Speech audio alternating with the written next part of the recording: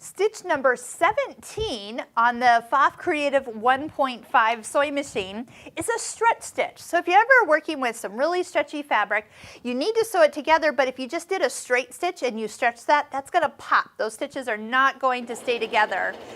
Make sure you do have the IDT engaged, and we're using foot 1A on this particular fabric.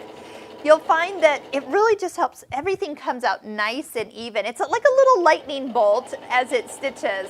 But when I finish here, you're going to see that it really has a nice stretch and give.